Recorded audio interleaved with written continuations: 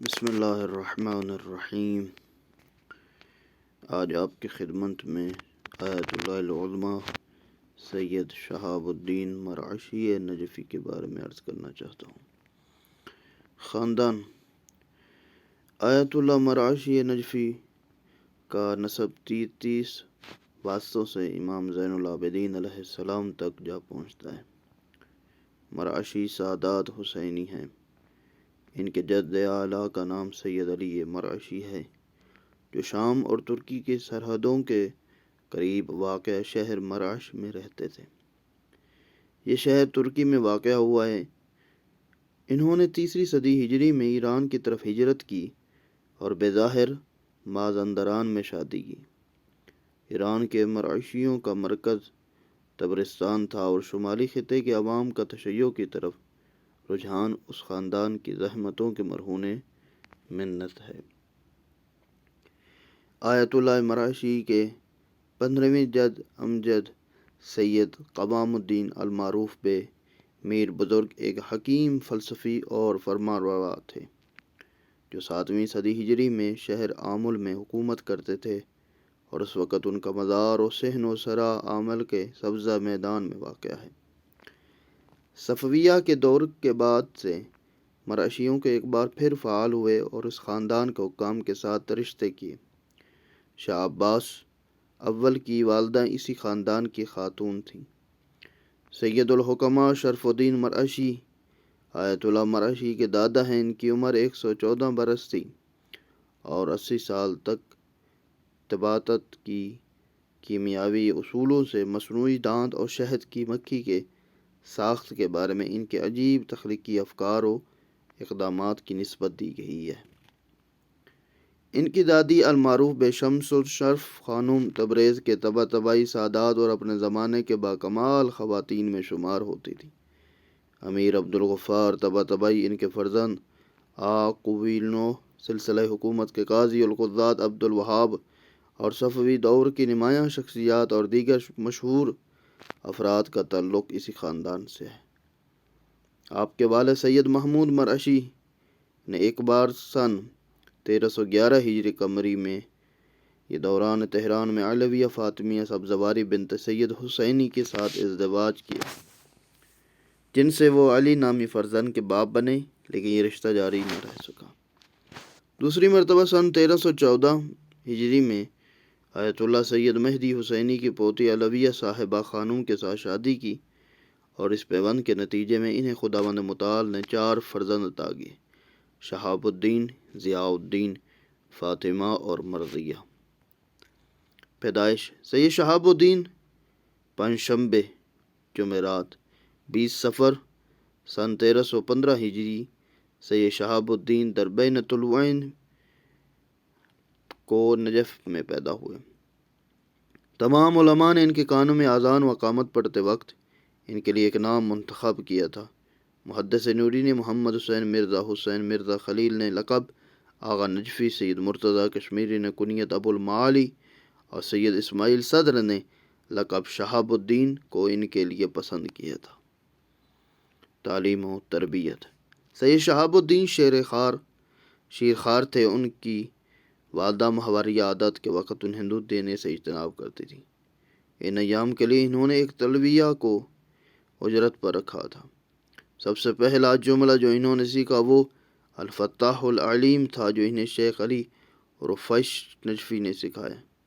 انہیں اپنے والد نے حرم میں امیر المومنین میں اہل علم کا لباس پہنایا اور اپنی دادی شمس اشرف بیگم سے قرآن مجید، مغنی اللبیب تک عربی ادب سیکھا۔ انہوں نے بعض علوم کے مقدمات اپنے والد سے سیکھے۔ بعد ازاں والد نے انہیں ریاضیات، ہندسہ، جغرافیہ اور دوسرے مضامین سیکھنے کے لیے جدید مدارس میں داخل کیا۔ شہاب الدین 5 سال کے بعد اس زمانے کے اعلیٰ سند رتبہ اول حاصل کیا۔ بعد ازاں بعض جدید علوم کو خصوصی اساتذہ سے حاصل کیا اور علم طب کے مشتاق ہوئے، اور علم طب کے بعض کتب اپنے والد کے پاس اور بعض دوسری کتب مرزا محمد علی المعروف بے معید الاطباء کے پاس پڑھ لیں۔ 16 سال کی عمر میں تفسیر قرآن کی طرف مائل ہوئے اور علوم دینیہ کے حصول کا اہتمام کیا۔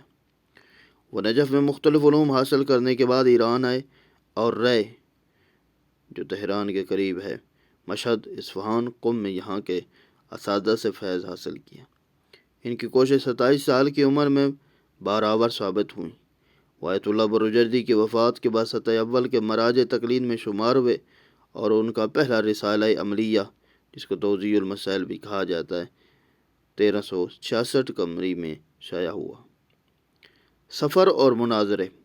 وہ سن 1326 قمری میں 21 سال کی عمر میں سامرہ گئے اور تقریباً 3 سال تک وہیں مقیم رہے۔ وہاں شیخ عبدالسلام کردستانی اور شیخ نور الدین شافعی ملاقات اور بحث کی۔ سن 1340 قمری میں کاظمین اور بغداد کے سفر پر گئے سید ابراہیم رفاعی بغدادی سے ملاقات کی۔ نیز کربلا گئے شیخ عبدالہادی مازندرانی سے بالمشافہ، اشتہار اور نقل حدیث کی اجازت حاصل کی۔ حاج مرزا موسیٰ تبریزی، مرزا محمد سقط الاسلام تبریزی اور اس کے بھائی سے جو شیخیہ کے سربراہان تھے ملے اور مناظرے کیے۔ انہوں نے عراق کے مختلف شہروں میں جملہ حلہ، موصل، علامارہ، کوت، بصرہ، کوفہ، مسیب، دجیل، زبیر وغیرہ کے دورے کیے۔ شہاب الدین کے سفر پر گئے تھے تو بمبئی میں بدھ مت کے مشاہیر سے ملاقاتیں کی۔ انہوں نے مصر کی جمعیت اخوت اسلامی کے سربراہ علامہ شیخ طنطاوی جوہری مصری کے ساتھ متعدد بار مکاتبہ کیا اور اپنی صحیفہ سجادیہ پر اپنی شرح ریاض السالکین بطور ہدیہ ان کو بھجوا دی۔ ایران کا سفر۔ آیت اللہ مراشی 21 محرم 1342 ہجری کو نجف سے ایران کی طرف ہجرت کی اور اسی سال 6 سفر کو کرمانشاہ پہنچے۔ وہاں سے ہمدان، زنجان اور تبریز گئے، اپنے اعزاء و اقارب سے ملاقاتیں کی۔ انہوں نے کرمانشاہ میں شیخ عبدالکریم کرمانشاہی کے فرزند شیخ ہادی کرمانشاہی سے روایت کا اجازہ وصول کیا۔ ہمدان میں سید فاضل لاری کے فرزند سید عبدالحسین لاری سے ملاقات کی، ان سے روایت کا اجازہ حاصل کیا۔ ایک نایاب قلمی نسخہ ان سے خرید لیا۔ بعد ازاں امام رضا علیہ السلام کی زیارت کی غرض سے مشہد مقدس روانہ۔ وہ 21 جمادی الثانی سن 1343 ہجری کو تہران گئے اور کئی مہینوں تک رہ کے بزرگ اساتذہ سے استفادہ کیا، اور وہ 7 شعبان المعظم سن 1343 میں قم شاخ اور شیخ عبدالکریم حائری کی درخواست پر اسی شہر میں سکونت پذیر ہو کر تدریس میں مصروف ہوئے۔ 1345 ہجری میں آیت اللہ حائری کی ہدایت پر ہندوستانی شاعر رابندر ناتھ ٹیگور کے استقبال کو گئے اور ان سے بحث و مباحثہ کیا۔ آیت اللہ مراشی 3 مراجع تقلید سید صدر الدین صدر، سید محمد حجت کوہ قمرہی اور سید محمد تقی خانساری کی وفات کے بعد مراجع تقلید میں شمار ہونے لگے۔ ان کی ابتدائی رسالہ ہے عملیہ، جن کو توضیح المسائل کہتے ہیں، 1366 تا 1373 ہجری تک شائع ہوئے۔ آیت اللہ برجردی کی وفات کے بعد آیت اللہ سید شہاب الدین مراشی نجفی درجہ اول کے مراجع تقلید کے زمرے میں قرار پائے۔ حج کے لیے عدم استطاعت۔